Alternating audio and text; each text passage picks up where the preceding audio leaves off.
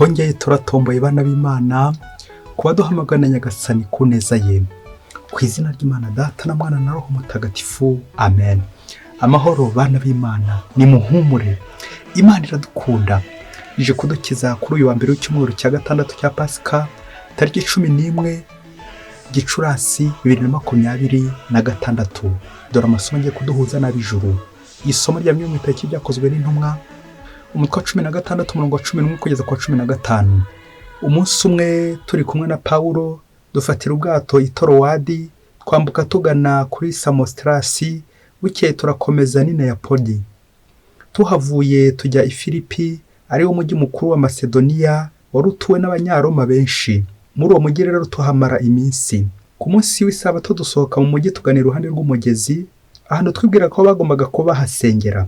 Nuko turicara, dutangira kuganira n'abagore bari bahakoraniye. Umwe muri bo witwaga Lidiya, ukomoka mu mujyi wa Tiyatira, akaba n'umucuruzikazi w'imyenda y'imihemba, yari asanzwe asenga Imana. Nuko atega amatwi kuko Nyagasani yari yamuhaye umutima wo kwita ku byo Pawulo yavugaga. Ngo amare kubatizwa kimwe nabo mu rugo rwe bose, aratwinginga ati, niba mubona koko ko nemera Nyagasani, nimuze mucumbike iwanjye. Niko kuduhatira kubyemera. Iryo ni ijambo ry'Imana. Zaburi 149. Uhoraho ashimishwa n'umuryango we. Nimuririmbire indirimbo nshya, mumusingirize mu ikoraniro ry'abayoboke be. Isiraheli niyishimire uwayiremye, abahungu b'i Siyoni bahimbazwe n'ibirori bakorera umwami wabo. Nibasingize izina rye bahamiriza, bamuvugirize ingoma n'inanga, kuko Uhoraho ashimishwa n'umuryango we, ab'intamenyekana akabahaza umukiro. Abayoboke be nibahimbazwe no kumukuza, ndetse bavugirize impundu no ku mariri yabo, bakore mu gahogo barata Imana. Ngiryo ishema ry'abayoboke b'Imana. Uhoraho ashimishwa n'umuryango we. Nyagasani Yesu nabane namwe. Amagambo mu Ivanjili ntagatifu yanditswe na Yohani, umutwe wa 15 umurongo wa 26 kugeza ku 27, n'umutwe wa 16 umurongo wa 1 kugeza ku wa 4. Muri icyo gihe Yesu agiye kuva kuri isi ngo asange se, abwira abigishwa bati, umuvugizi nzaboherereza aturutse kuri Data, Roho nyir'ukuri ukomoka kuri Data, naza azambera umugabo. Namwe rero muzambera abagabo, kuko twabanye kuva mu ntangiriro. Mbibabwiye ngira ngo ejo mudatsitara.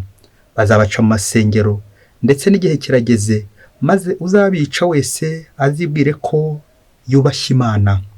Ibyo bazabibagirira babitewe n'uko batamenye Data, nanjye ntibamenye.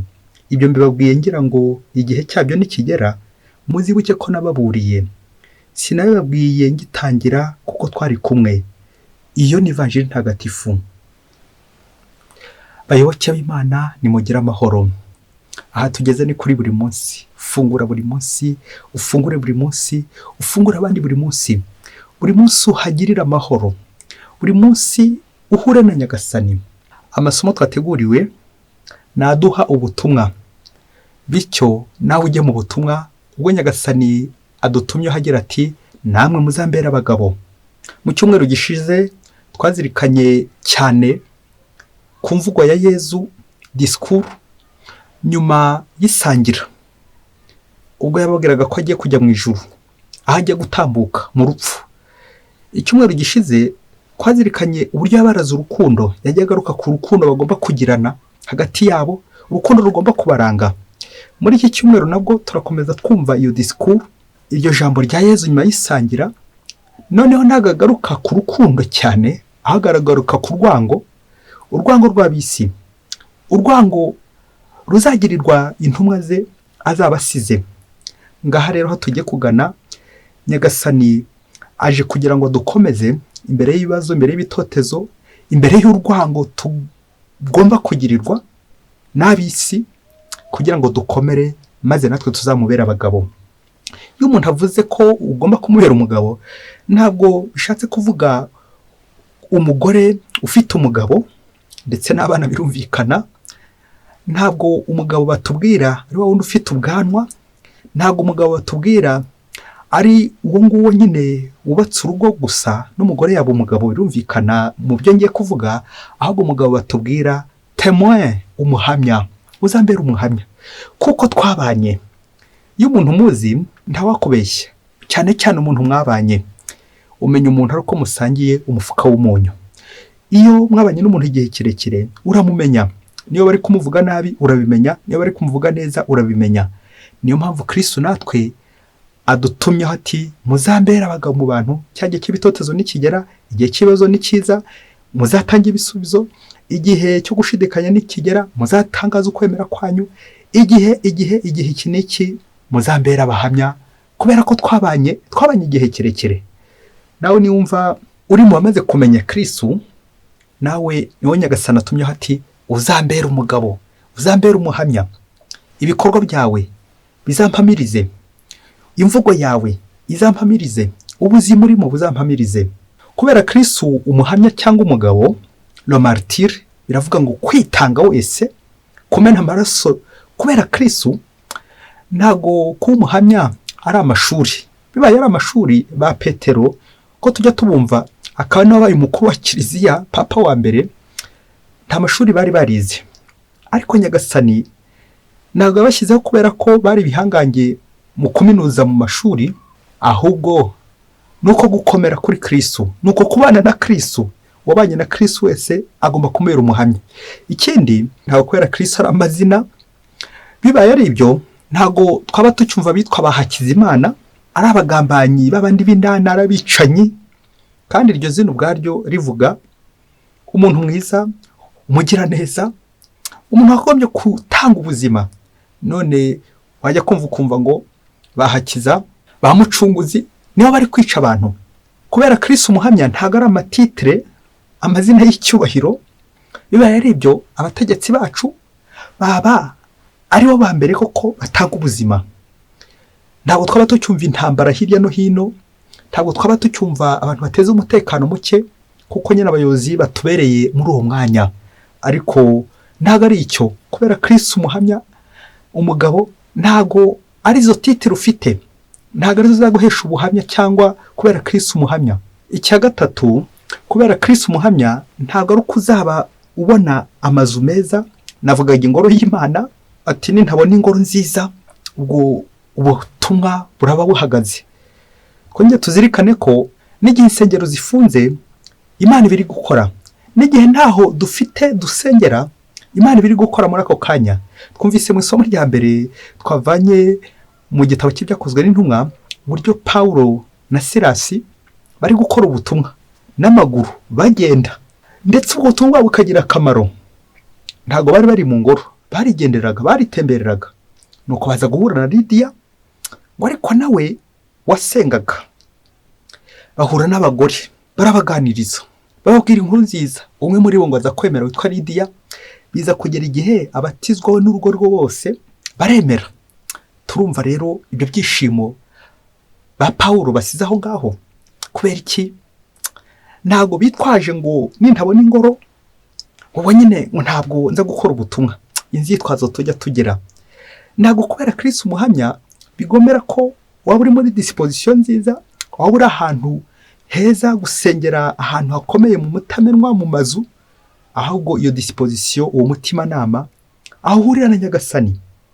Nyagasani rero dutumyeho uno munsi agira ngo twibutse ko intumwa ze, nk'uko bivuze mu Ivanjiri, zihura n'ibyago, ibitotezo, ibibazo, agahinda, amakuba, urwango, kubura aho banyura, intambara n'ibindi byinshi cyane. Ariko ati imbere y'ibyo byose muzambere abagabo kuko twabanye. Amen, amen, amen. Twongere dutekereze ku nzitwazo tujya tugira mu buzima bwacu. Ati sinkora kino kubera ko ndafite kiriya, sinjya hano kubera ko ndafite ingendeshwa, ndafite iki ngiki. Nukaza kwibagirwa ko Nyagasani uwatumye amuha n'ibyo aza gutwara. Ntabwo Nyagasani atora abashoboye, ahubwo abatoye arabashoboza. Nyagasani yagutumye aguha n'ibindi ugomba kujyana ku rugendo. Ntabwo kohereza gutyo, ahubwo aguha n'ubwo bushobozi bwo kugira ngo ubashe kugera aho yagutumye. We rero ntugatenguhe, uzabere Kristo umuhamya, umugabo, kugeza n'ubwo wamupfira naho ugiye. Kubera ko Kristo ntabwo ashobora kudutererana mu butumwa yaduhaye, kuko burakomeye, buragoye. Ariko nubwo agiye mu ijuru, n'ubundi akomeza kugenda atuba hafi. Ho twebwe ubwacu ntacyo twakwishoboza. Ni kangahe wagiye unangira, rimwe rimwe ukagira inzitwazo, ati sinkora kino kubera ko ndafite kiriya, sinjya mu butumwa kubera ko bwije, kubera ko imvura yaguye, kubera n'ibindi byinshi cyane. Impamvu zikaba nyinshi, ari za nyirarureshwa, ari zo wihangishwaho, byose ukarunda aho ngaho. Kandi Kristo aguhaye ubutumwa nk'umuntu mwabanye nawe, uwabatijwe, urakomezwa, uba muri groupe de prière, uba hirya no hino, uri intumwa ye, none uri gutanga impamvu zo gutagenda. Mubyeyi, iyi nkuru ndagusaba ko akinga amadirishya maze nyikubwire noneho irambuye, ufata icyemezo nyuma yo kuyumva, kuko hari igihe wasanga nawe uri kwanga gukora ubutumwa, ufite inzitwazo, hari ibyo witwaje. Iyi nkuru ni wayigenewe. Iyi nkuru irakugenewe wowe watangiye gupanga umugambi wo gutatira igihango, wo kwiruka ukareka intama zigatatana kandi uri umushumba. Iyi nkuru ni wayigenewe. Funga amadirishya yawe maze uyumvane ubushishozi. Umunsi umwe hirya kure cyane muri Afurika, umupadiri ngo yarabihiwe, yakoraga ubutumwa muri paruwase hirya kure cyane muri Afurika nyine, aza kubihirwa neza abura ubwavamo, abura ubwagenda, abura ubwasohoka, arabihirwa ku buryo inzara zendaga kuvamo. Nuko rero agiye guturika gusandara bitabuze, afata icyemezo cy'uko agiye kuvamo, dore ko yari yanaviriyemo n'imbere, azinga utwe twose maze aragenda. Ageze mu nzira yibuka ko atasezeye uwahoze amugira inama, umujyanama wa roho. Afata icyemezo ko agiye kumubwira ati bye ndagiye, ndarambiwe no kuba mu bihaye Imana.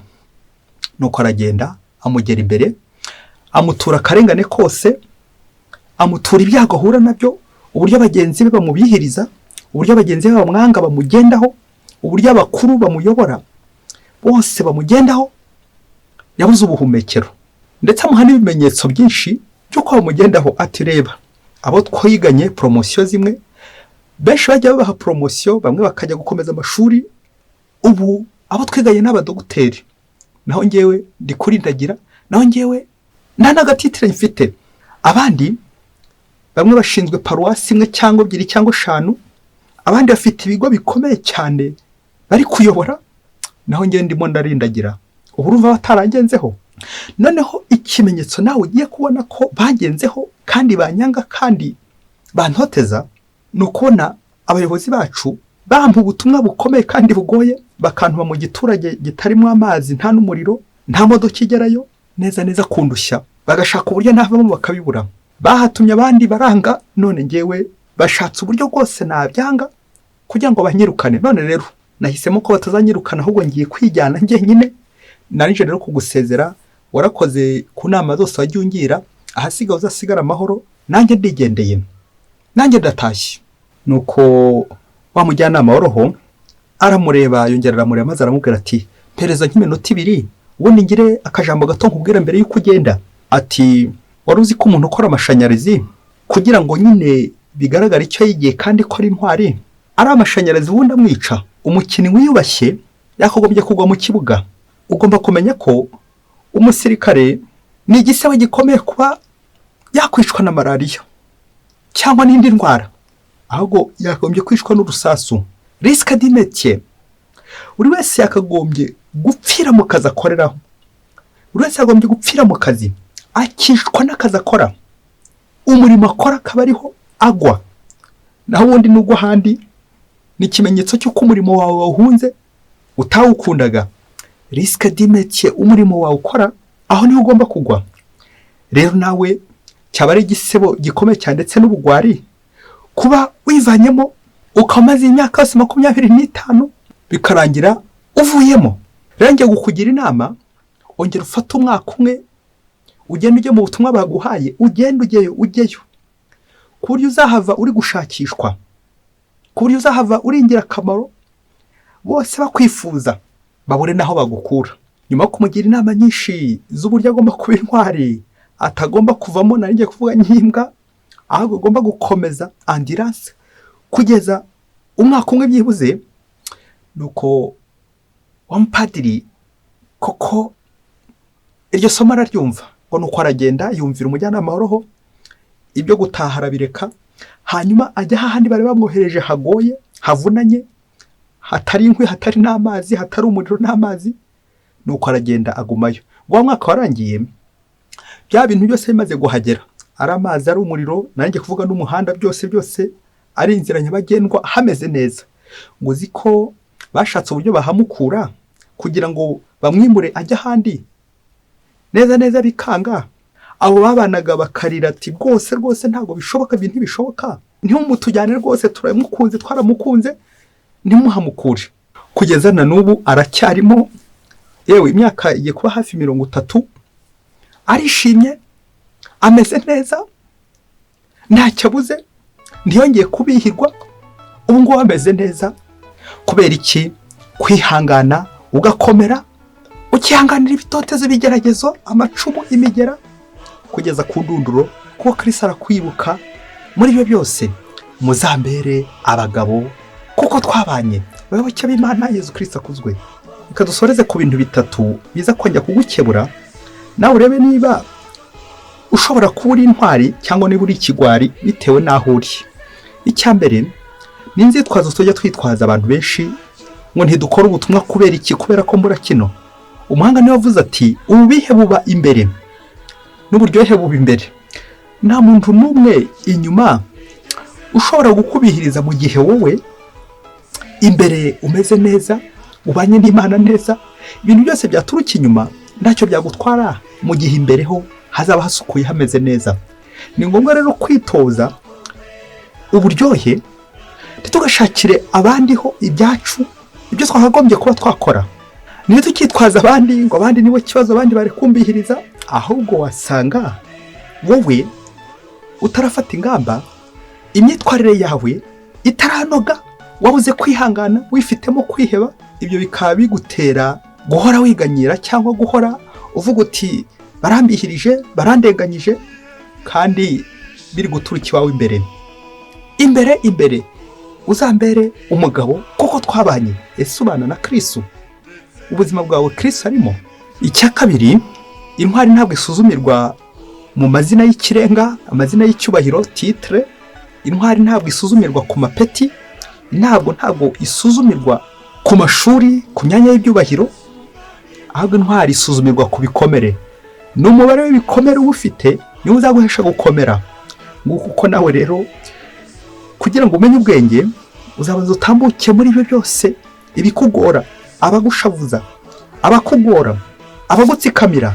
Aho hose nuhatambuka, amaherezo ukuri kuzajya habona, amaherezo uzatsinda. Rero kuba uri gutambuka muri ibyo bigeragezo ntabwo ariho wa mbere, n'intumwa zatambutse muri ibyo bikomeye ndetse kurushaho, ariko bakomera kuri Kristo. Wirinde nta kujya uvamo, wirinde kuviramo, bityo ureke Kristo aba ari kwigarura, kuko niwe wakurikiye, nta nubwo ugomba gukurikiza kugera ku ndunduro.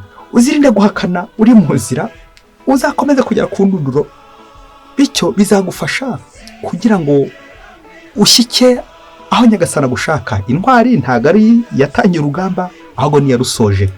Gusoza neza, gusoreza muri Kristo. Icya gatatu, muri iyi minsi abantu benshi bafite inzitwazo ati nta ngoro dufite gusengeramo, nta hantu dufite twaganira n'Imana. Icya mbere, umubyeyi we, umutimanama.